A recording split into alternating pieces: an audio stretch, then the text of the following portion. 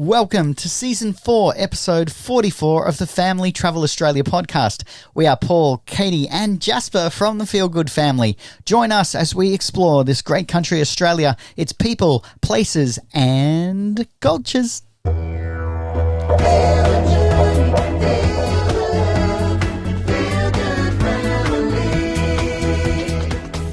Welcome to the Family Travel Podcast, where we share the latest in RV industry news, road trip travel, camping, caravanning, product reviews, where to go, what to see, and so much more.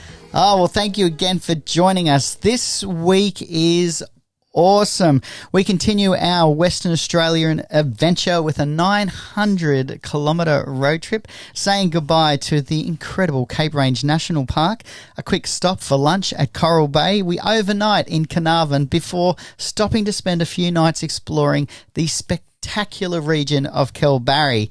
And in the newsroom this week, we'll be discussing some feel-good news. Yes. A wonderful partnership between the very well-known Redarc and also Orange Sky. Awesome. Another fantastic episode coming up. Look, before we say goodbye to Cape Range National Park, I just have to once more revisit how spectacular this region of Australia is. An absolute highlight, I think, of our lap year so far. Definitely a highlight from our Western Australian travels. Look, the thing I think really is going to stay with us forever is that first that Jasper got to experience and then a first really as a family to be able to snorkel in this world-class coral reef. I mean, it is truly breathtakingly beautiful. I just couldn't get over how clear, the clarity of the water here is outstanding. It is absolutely remarkable, and that you can access this camping area in any rig that you had.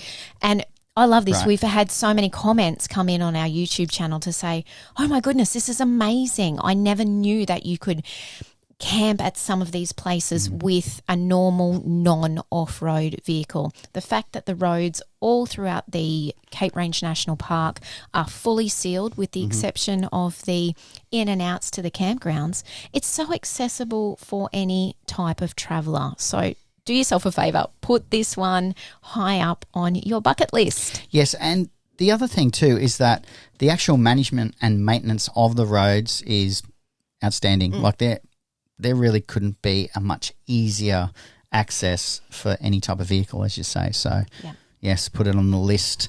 Okay, we will be back, Cape Range National Park. We headed back through Exmouth. It really is the only way that you can access it if you're towing a rig. And pretty well any vehicle really has to go back out through the gateway of Exmouth. Good chance for us to restock, also refill our fuel tank and also our water tanks on the van before we started the journey of 900 kilometres this week. Now, it is 470 kilometres, including our stop to Coral Bay, to Carnarvon. So it is a fairly decent-sized drive day, and the diesel fuel is starting to get up there. It's getting close to $2 a litre. Yeah, it actually hurts a little bit stopping at the fuel stations. This particular stretch of Western Australia, of the coast, really does make you realise not only how remote you are, but the distances, the expanses in between major points. Exmouth to Carnarvon, it is a long way. It really is a long way. And the good thing, though, with Coral Bay is, well, one, that we stopped because, we really were going to just continue on down the road. And fortunately, the sign into Coral Bay said 12 kilometres. And I thought, 12 Ks is, it's only going to add another 25 kilometres to our overall journey today. Let's check it out. As we drove and entered into Coral Bay, it is really tiny. And as you said, I mean, you can't find a more remote location, but it has everything you need. It is set up like a really just recently built and developed seaside village. Like, it looks so new. Yes. It almost felt to me like we'd driven through some sort of portal and popped out. Time travel as we are. Yes. Yeah. In this tropical, incredible island escape. I mean, Yes. the colour of the water all along this Western Australian coast is just absolutely mind-blowing. And to see the palm trees swaying in the breeze and the beautiful white sands, and to be met with the bay, Coral Bay, it is just absolutely stunning. We only had lunch here, but it made us realise this is somewhere where we could come back and spend a good couple of weeks, not only enjoying all of the things that you can do from this location, but also to just have that real holiday vibe downtime where you're making the most of the environment. I think that's it for us. You know, we look like we're always on a holiday, we're always filming every day. There's cameras in hand, and we'd love to go back here, not take a picture. Do you know what I mean? Oh, like that'd to be actually too hard have to do. time off in a location like this, you know, no matter what your vocation is, would be the idyllic getaway. Yeah, absolutely. Look, if you Googled spectacular places by the beach for me to go and relax, Coral Bay would come up for sure. It is just gorgeous. Look, in true WA seasonal weather patterns, it was blowing a gale. Okay, Blowvember for a reason, right?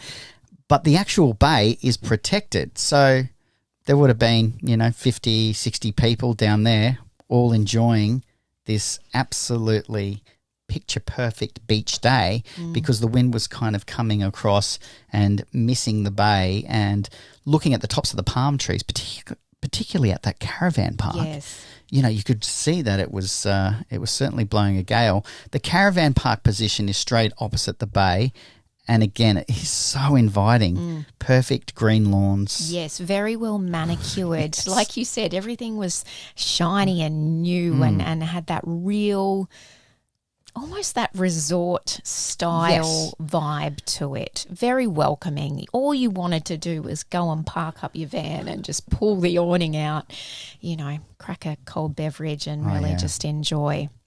We didn't.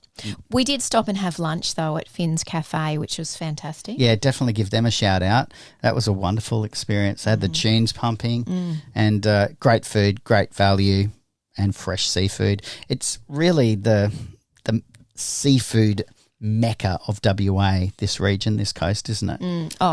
Awesome. Really, really lovely. And so we have put that on our list, definitely to come back. Do you know, right next door to Finn's is the main tour hub where you can book all of your tours, and probably their most famous tour is swimming with manta rays. Oh, wow. Yes. So tempting for us to, can we squeeze in an overnight? But we do want to come back and do this properly, and they offer these manta ray swims all year round, which I find just incredible. Of course, you can also do a whale shark swim from this location in whale shark season as well, which is across the winter months of the season. But the manta rays look amazing, and some of the footage that we were able to access via Tourism Western Australia and include in our YouTube episode that features Coral Bay. Another bucket list item. I've just added that to my experiences must do. I also thought for, a bucket list experience of being able to swim with manta rays, it was really inexpensive compared to some of these other natural experiences like horizontal falls or, swimming with whale sharks. I was quite surprised. I mean, very affordable if you are after a wildlife experience like this. A wow wildlife experience. Yeah, in this beautiful ocean environment. Okay, so goodbye Coral Bay. Yeah, we'll be back with good books, good podcasts, and a hammock. Oh, for sure. And a case of wine. Or we'll be back. Awesome. Can't wait. Okay. Our next port of call is Carnarvon. Now, that's another 240 kilometres down the road. The really great thing about this, although there is really nothing to see or stop and do unless you pull into Coral Bay between Exmouth and Carnarvon. The little rest stops, and we've said it before on this podcast, that WA manage are so beautifully presented and so well managed that you can really pull up at a number of them and really have a good rest, and it's clean and tidy. It's, the toilets are immaculate. They're doing a really great job. Yeah, they sure are. And, with the amount of travellers on these roads and the amount of kilometres in between the major hubs, it's so important to have these places that are inviting for you to pull over. And, of course, that also helps with road safety and minimising accidents or incidents caused by fatigue as well. Yeah, a great opportunity for us to not only get the one finger wave from Jasper, generally meaning we stop, please, Dad, but to have a cuppa as well. So I love that about having the van on the back. You can just pull over and make up a lunch wrap or a cuppa. Perfect. Awesome. Okay, Carnarvon. Interesting. We didn't know what to expect. Look, I said to Kate, how can this place have 7 caravan parks? Unbelievable. And the only answer that we could come up with is that it is the major stop point. If you are doing the drive along the Western Australian coast between Perth or Geraldton and Exmouth, chances are you are going to stop in Carnarvon, because for hundreds and hundreds of kilometres, there is nowhere else or nothing else for you to stop for. It's in the middle of nowhere. It really is. Yeah. So, yes, we were surprised to see 7 caravan parks, and we basically just drove in through town and pulled up at the very last caravan park in town, closest to the town centre. Amazing, though, that it can cater for so many travellers. And I would imagine that in peak season here in WA, every single caravan park in Carnarvon would be humming. Yeah, it'd be good to put a time-lapse camera in there and watch that ebb and flow of people just, getting to that further outlying regions of Exmouth and then up to, Broome and beyond in the Kimberleys. One of the real noticeable things about Carnarvon were the posters, even billboards out the front of everyone's shops that had all of those pre-existing posters basically saying, please help us find Cleo Smith, with now new signage that said, our little girl's home. Yes, absolutely. Thank God, the miracles happened, Yeah, that's right. I mean, this story made worldwide headlines, obviously, with the disappearance of this little girl, Cleo Smith, in the surrounds of Carnarvon, camping with her family. Incredibly. It's a miracle, of course, that she was found safe and well and has been reunited with her family. And to see those messages of, it makes me emotional even thinking about it now. The messages of love and support from the entire Carnarvon community. And we're talking like even out the front of the Mitre 10, where they have their big billboard that they can slide the letters in to put whatever message or sale is happening, had, welcome home, Cleo. It was just overwhelming. I love that the posters weren't just pulled down, that they actually then just used those to reinforce this positive message that, it was a community, agreement that this was, if this affects all of us. Absolutely. And a perfect example is even somebody as young as Jasper, who is 5, really understood that messaging of, Mum, look, the posters have all got love hearts on them. They've got kisses, X's and O's on them. He really understood that she had been found, and this was such a miracle for not only the family but everybody. For everyone, that's right. And interestingly, there are so many more questions now than answers. So, I'm sure as that trial unfolds, and, we'll bring you more news on that as it happens, and I'm sure everyone will be intrigued to see what's the whole story. Amazing result, though. Yeah, moving on, another really interesting fact about Carnarvon is that it is considered the food bowl of Western Australia. 80% of the fresh produce supplied to the entire state of Western Australia is grown within the Carnarvon region, which really excites me. And again, we were in and out. We were overnighting because we are making a beeline down the coast. We arrived fairly late in the afternoon. We stayed hooked up in a pull-through site. We left fairly early the next morning. But I'm excited to come back and explore this food bowl region. They've got a trail there. What's it called? It's called the Fruit Loop Trail, which I think is fantastic. Because it goes in a loop. Yeah. That's great. I haven't seen that name used anywhere before. It's awesome. There's a lot of Fruit Loops out there. Me included. I think if you're a foodie or you're really, you love your fresh produce, then this would be a fantastic place to come and not only be able to shop local, but to also explore and enjoy some of the experiences that they have catered around this food bowl. Yes, and interestingly, as you're driving in from, 70, 80 kilometres out, you start to see the agriculture and then the same on the way back out through town. So there really is nothing else other than agriculture around this area. Actually, one other attraction, a major attraction, is the Science and Technology Museum of Carnarvon. Its claim to fame is really cool because back in 1969, when Neil Armstrong took his first steps on the moon, they were one of the relays. They were like, I think, the second in line with Parkes that helped actually beam those images around the world. So they were significant in that historical event. And so you can go and learn about that and check out that. And there's a big dish there. And, we were pulling out early that morning, so we kind of waved to it out the window. But we thought, that'd be really cool to actually visit and stop and do as well. Yeah, definitely. Especially after our experience in Parkes.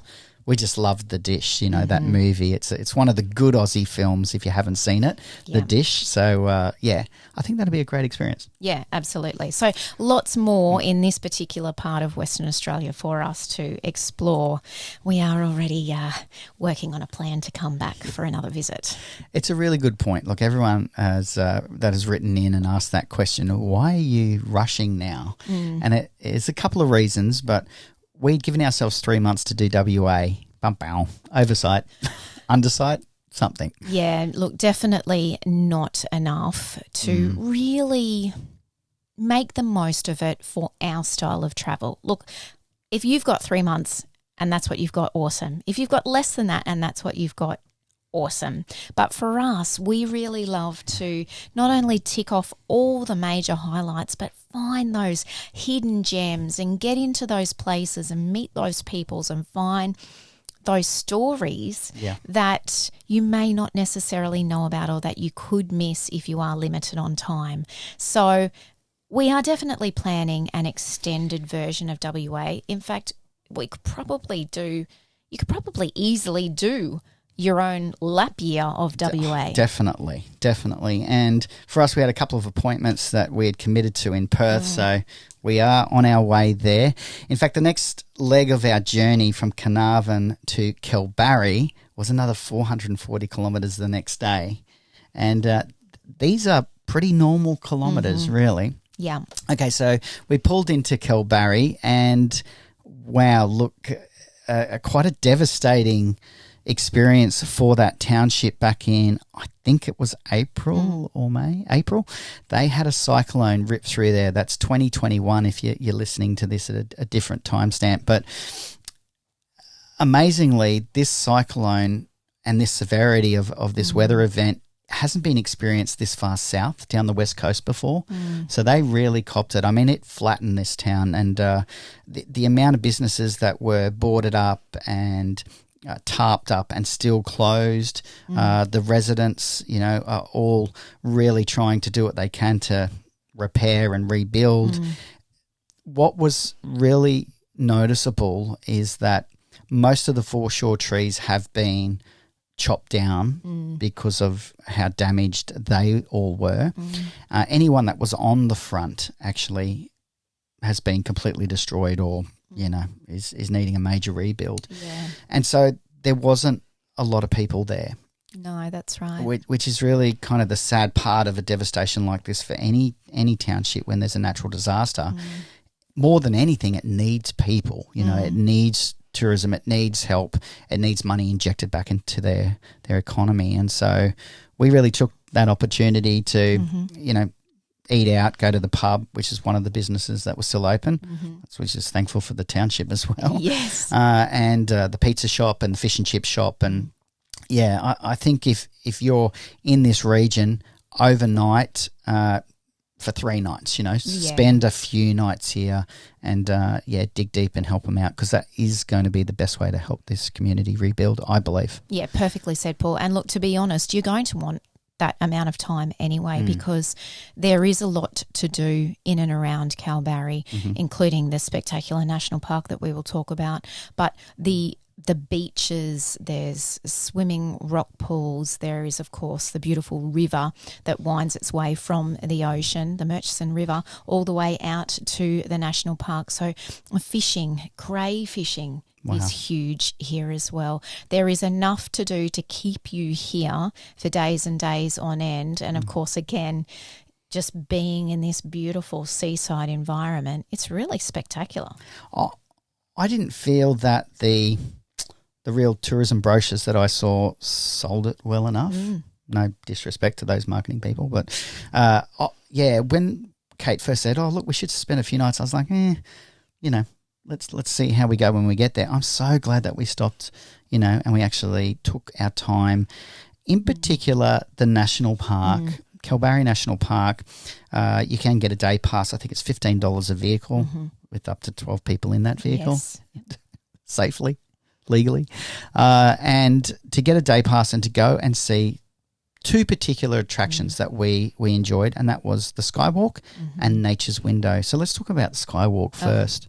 Incredible. Talk about a world-class piece of infrastructure that has been really perfectly, I think, placed within the environment, but that works harmoniously with the environment. You know, like sometimes we'll see these places where these structures are in incredible environments and you just think, bit of an eyesore.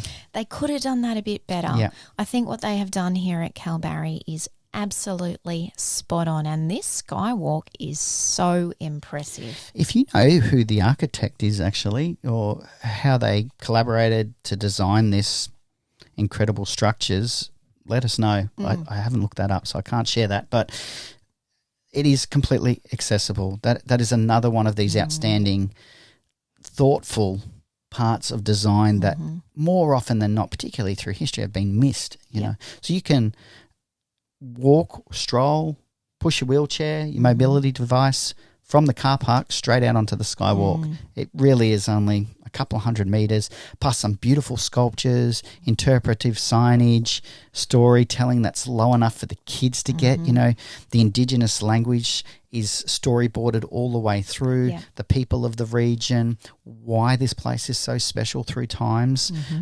I just thought it was so perfectly presented. As you said at the top, it is world class. Yeah, it definitely is. And then you walk out onto these platforms that are cantilevered off the edge of this incredible gorge that looks down over the river as it snakes its way through the valley. It is just beautiful. Even Jasper, who's 5, was in awe of how beautiful this skywalk and the view and the vista was. And again, Paul captured some incredible drone footage that we encourage you, if you haven't already, jump on over to the YouTube episode and check it out. It is just beautiful. The thing that sets Kalbarri National Park aside for me is the style of flora that is within the national park. It is very different to other national parks that we have hiked or visited. So colourful. The wildflowers were amazing. Yeah. We stopped every 30 seconds because I said to Paul, I've got to get out and take a photo of that. Stop here, I've got to get out and take a photo of that.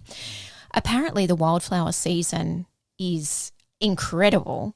And we must have just caught on the very last The tail edge end. of that. Yeah. There was so much colour and variety in the plants that grow here in the national park. Just beautiful. The other thing that I think is so awesome about this park is that you could go any time of the day and it would look different. A really good tip from us is that we went nice and early in the morning, and there's a self-check-in if you need to check in. We'll talk about that actually in my takeaway for this week. So you can stop right at the entry there, get out and, pay wave, tap and go.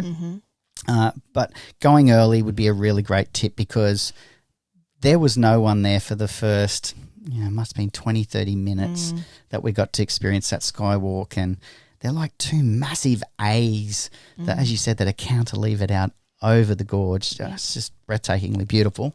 Let's move on then to our next part of this experience, and that was Nature's Window. How perfectly named is this location? Yeah, it is. And I'm sure you will have seen images of this all over Pinterest and Instagram, and, definitely worth a Google as well. Again, what is amazing is that it is such a short walk. I mean, I think it was 500 metres, I think. Yeah, about that. You do have to come down a few stairs. Quite steep, actually. Yes. So not accessible unless, you have ability, really, and physical ability to get down these sets of stairs. They're very steep. But otherwise, a great concreted pathway the whole way down.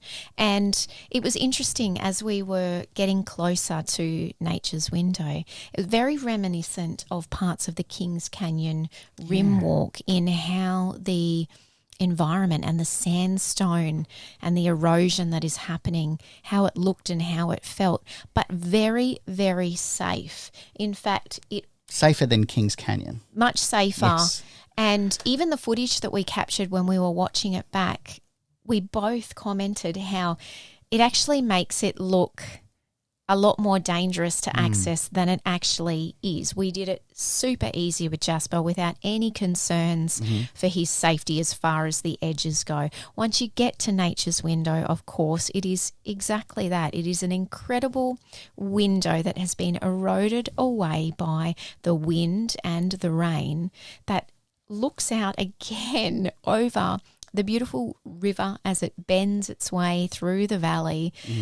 I mean, it's an awesome photo opportunity, but just a beautiful place to sit and take in the view as well. Again, we were so lucky to be there by ourselves. Yes. As we were making our way back out of that location, actually, we ran into quite a few people who were finishing the other attraction here, and that's the 9-kilometre loop walk of this area. So that would be wonderful to do. At this time of year, getting into the start of summer, you have to have commenced that walk by 7 a.m. or you actually risk getting a $500 fine. Yeah, that's right. They have signage up everywhere, and while they can't physically close off the trail, you are in need of getting on that trail by 7 a.m. so that you finished it before the height of the day, because the temperatures, of course, can soar, particularly down on the floor of the valley. So one for us to go back and do when Jasper's maybe a year or two older, because 9 kilometres will be fine for him by then.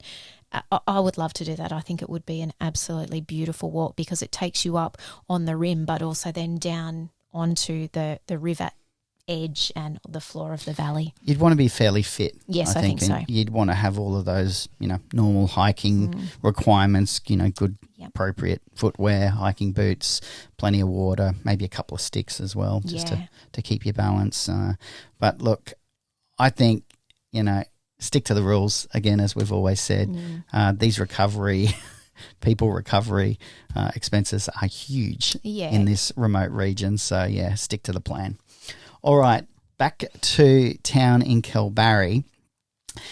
Another part of the experience that we really loved was also the cliffs and getting to walk out to, was it called Red Bluff? Yes. Yeah, and be able to stand out on this cliff edge and then look back across the coastline back to Barri was absolutely stunning. That's right. And again, so many different vantage points where you can pull in lookouts and various walks that you can do, short to longer as well, along these coastal cliff edges.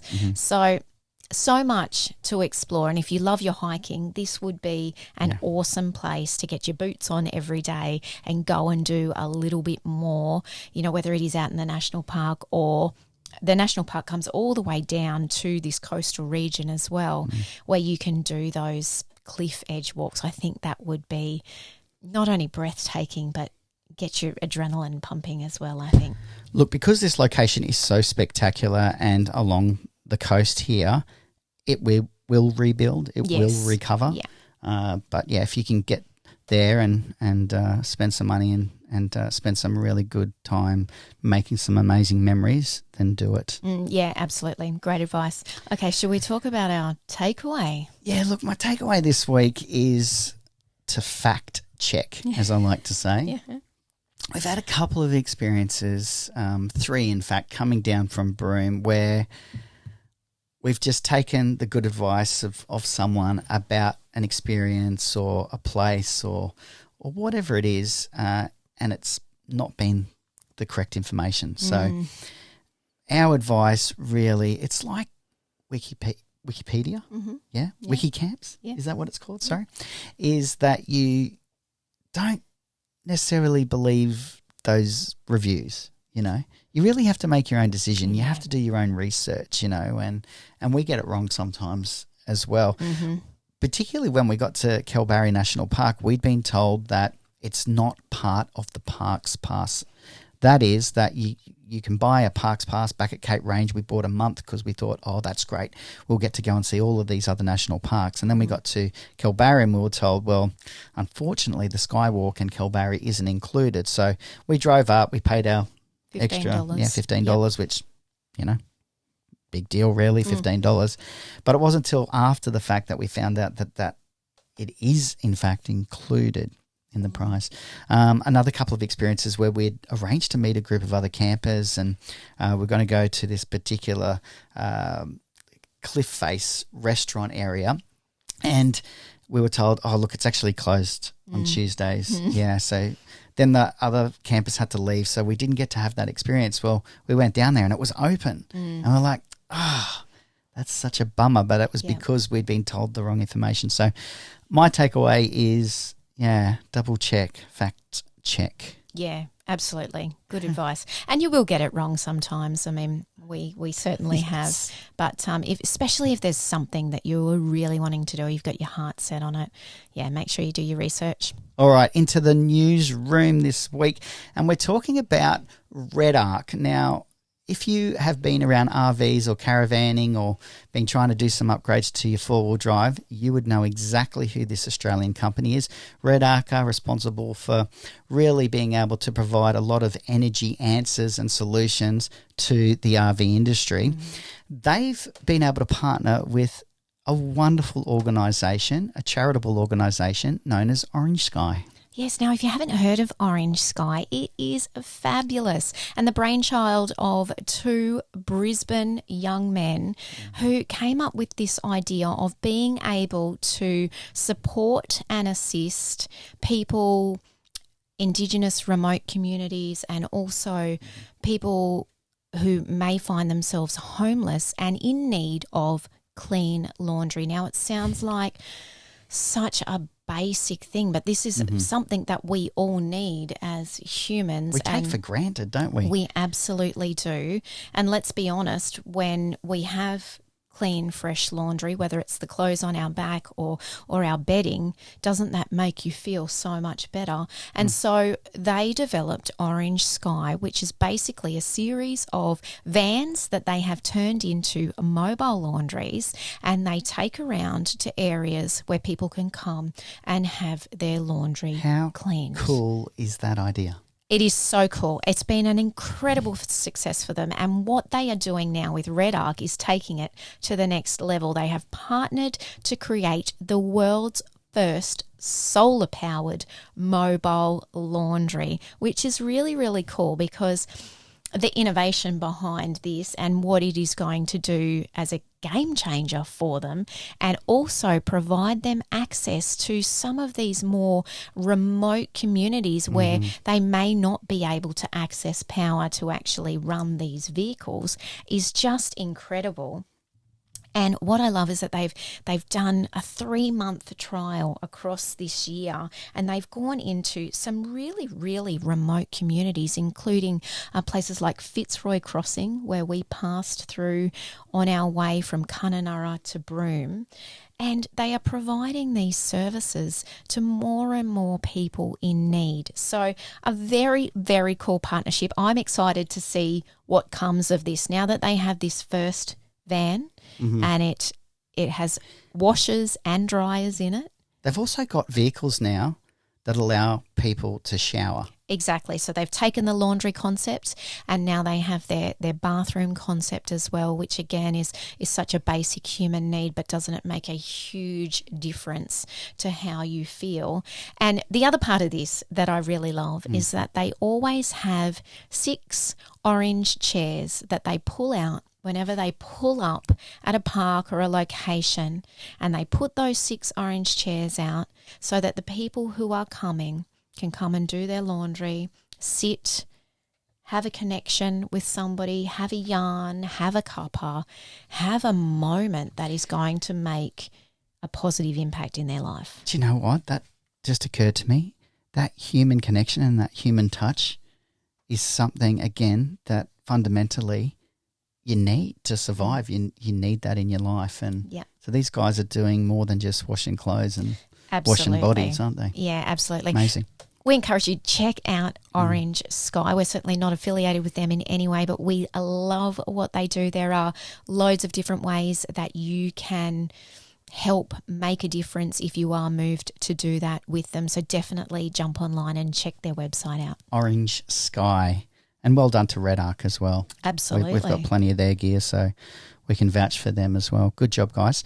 All right, we are going to wrap it up there. Next week, we are heading through Perth. Yes, finally, we made it.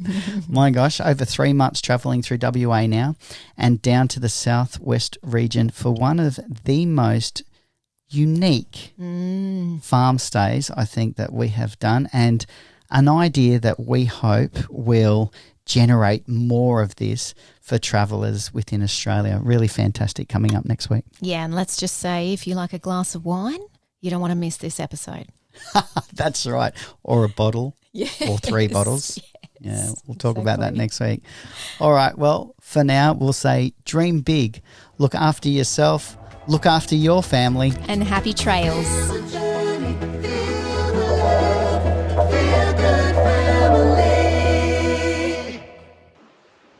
Woohoo! There we go. A great week, wasn't it? Awesome. All right. Look forward to seeing you next week. Bye, Look guys. after yourself. Bye. We are the Feel Good Family, an ordinary Aussie family that is travelling full-time around Australia. We knew there had to be a better way, so 2 years ago we made a plan, packed up our lives, sold everything we owned and made travel our new lifestyle. We've never even owned a tent, so totally green with our 4-wheel drive and van in tow, we hit the road and are exploring this great country of ours, learning as we go and making the most of our time together. They say you only get 18 summers with your kids. Now doesn't that make you stop and think? Australia is the great southern land with the world's whitest sand, the world's largest rock, the world's oldest culture and the world's cleanest air. We want to explore every corner of this great country. Join us each week as we bring you the best destinations, experiences and Aussie characters that we can find. We hope this inspires you to take a step toward whatever your dream is, because if we can do it, you can too. A new destination every week right here on YouTube.